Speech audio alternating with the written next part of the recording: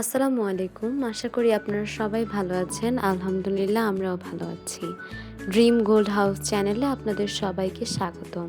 নতুন আরেকটি ভিডিও নিয়ে আপনাদের জন্য হাজির হলাম। ভিডিওটি শুরু করলাম বারান্দা থেকে। নয়নতারা ফুলে ভরা বারান্দাটা। তারপর চলে আসলাম সকালের নাস্তা খেতে। খালা নাস্তাগুলো দিয়ে দিচ্ছে। রুটি, ডিম, পানি।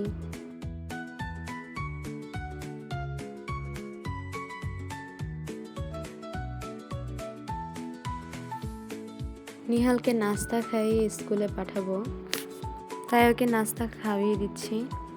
নাস্তা খাওয়া শেষ করে খালা তরকারি কাটতেছে। সেখানে দাঁড়িয়ে দাঁড়িয়ে খালাকে দেখিয়ে দিচ্ছি কোনটা কিভাবে কাটবে, আর ভিডিওতে একটু ক্যাপচার করে নিচ্ছি।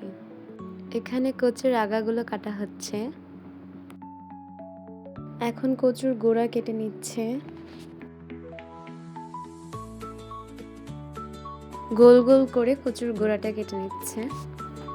বড় চিংড়ি দিয়ে কচুর গোড়াটা রান্না করব, আর কচুর আগাগুলো দিয়ে ছোট চিংড়ি দিয়ে রান্না করব। তার মানে বুঝতেই পারছেন আজকে আপনাদের কচু দিয়ে চিংড়ি দিয়ে রেসিপি দেখাবো। খালা সব তরকারিগুলো কেটে দিয়েছে, এখন আমি এগুলি ধুয়ে নিচ্ছি। প্রথমে কচুর আগাটা ধুয়ে নিচ্ছি। আমি হাতে গ্লাভস পরে নিয়েছি যাতে হাত না চুলকায়। তারপর একইভাবে কচুর গোড়ার পিসগুলো সুন্দরভাবে ধুয়ে নিব। খালা অন্যান্য সবজিগুলো কেটে নিচ্ছে, আর এইদিকে আমি কচুগুলো সুন্দরভাবে ধুয়ে সিদ্ধ করে নিব। সিদ্ধ করার জন্য পাতিলগুলো নামিয়ে নিলাম। এখন পাতিলগুলো ধুয়ে 2 পাতিলে 2 রকমের কচু বসিয়ে দিব সিদ্ধ করার জন্য। অফ ক্যামেরায় পাতিলগুলো ধুয়ে এখন বসিয়ে দিলাম। 2 পাতিলে 2 রকমের কচু বসিয়ে দিলাম। এখন কচুর ভিতরে পানি দিয়ে দিব। তারপর অফ ক্যামেরায় একটু হলুদ, একটু লবণ দিয়ে দিয়েছি।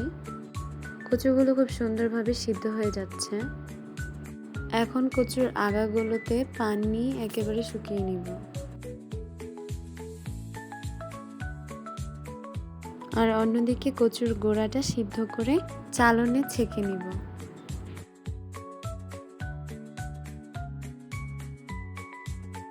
আর এই দিকে ছোট চিংড়ি আর বড় চিংড়ি ফ্রিজ থেকে নামিয়ে নিলাম।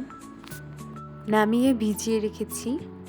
রাতে কচুগুলো সিদ্ধ করে রেখেছিলাম। এখন সকালে চিংড়িগুলো নামিয়ে রান্নাঘরে চলে আসলাম। রান্নাঘর পরিষ্কার করে কিচেন হুড চালিয়ে এখন রান্নার প্রস্তুতি নিচ্ছি। রাতে সিদ্ধ করা কচুগুলো নর্মাল ফ্রিজে রেখে দিয়েছিলাম, এখন রান্না করার জন্য নামিয়ে নিলাম। সাথে আছে পেঁয়াজ কুচি, আদা রসুন পেস্ট, রসুন কুচি, কাঁচামরিচ আর চিংড়ি, ছোট চিংড়ি, বড় চিংড়ি। এখন 2 চুলায় 2 রকমের পাতিল বসিয়ে দিয়েছি 2টা ভিন্ন রকমের কচু রান্নার জন্য। এখন আমি চুলা দুটি অন করে নিব।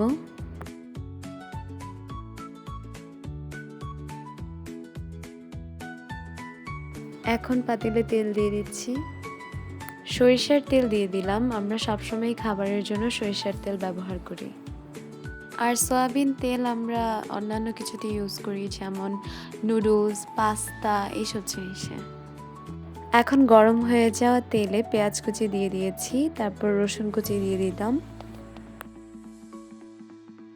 এখন আরেক পাশের চুলায় চলে যাব। এই পাশের প্যানেও গরম হয়ে যাওয়া তেলে পেঁয়াজ কুচি, রসুন কুচি দিয়ে দিয়েছি।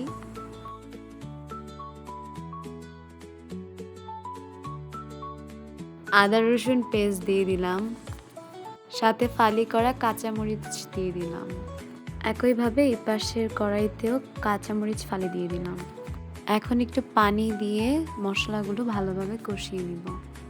এখন পানি দেওয়া শেষে গুঁড়া মশলাগুলো দিয়ে নিব। এখানে মরিচের গুঁড়া দিয়ে দিলাম, হলুদের গুঁড়া দিয়ে দিলাম, লবণ স্বাদ মতো দিয়ে এখন একটু নেড়ে চেড়ে সুন্দরভাবে ঢেকে দিব।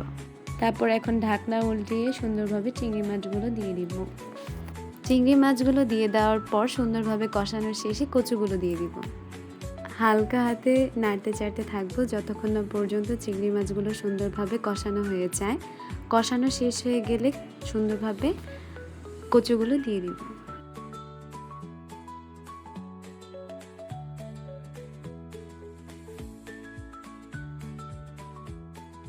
কচুগুলো দিয়ে সুন্দরভাবে নেড়েচেড়ে ঢাকনা দিয়ে ঢেকে দিব।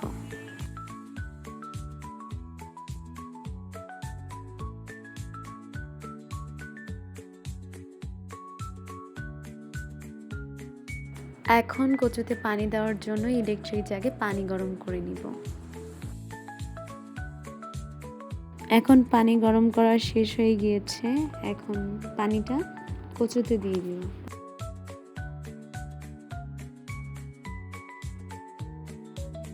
এখন ঢাকনা উল্টিয়ে গরম পানি দিয়ে দিলাম।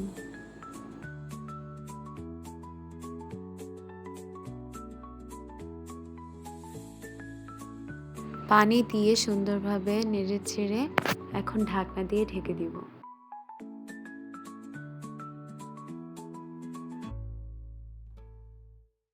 কচুর আগা রান্না করার জন্য পানি দিয়ে এখন সব ধরনের গুঁড়ো মশলাগুলো দিয়ে নেব। এখানে দিয়ে দিলাম হলুদ, মরিচের গুঁড়া আর স্বাদমতো লবণ দিয়ে চিংড়ি মাছ, কচুর ডগা যেভাবে রান্না করেছিলাম সেইভাবেই রান্না করে নিব। আর কিছু মিষ্টি আপুদের কমেন্ট করে নিব। SR ফ্যামিলি ব্লগ আইডি থেকে কমেন্ট করেছো, আসসালামু আলাইকুম আপু, কেমন আছো? অনেক সুন্দর একটা ভিডিও শেয়ার করেছো, অনেক ভালো লাগলো, লাইক ডান, নাইস ব্লগ। ওয়ালাইকুম আসসালাম আপু, আমরা ভালো আছি, তুমি কেমন আছো? ভিডিওটা সুন্দরভাবে দেখার জন্য অনেক ধন্যবাদ। আবার ভিডিওতে ফিরে আসলাম। কচুটা নেড়ে চেড়ে নিচ্ছি। রান্না হতে হতে আরেকটি মিষ্টি আপুর কমেন্ট পড়ে নিব। সায়েন্স মোহাম্মদ আইডি থেকে কমেন্ট করেছো, আসসালামু আলাইকুম আপু, লাইক দিয়ে পুরো ভিডিও দেখে নিলাম ইনশাল্লাহ।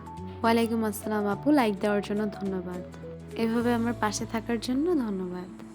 এদিকে কচুগুলো আবার নেড়ে চেড়ে সুন্দরভাবে তারপর ঢাকনা দিয়ে ঢেকে দিলাম।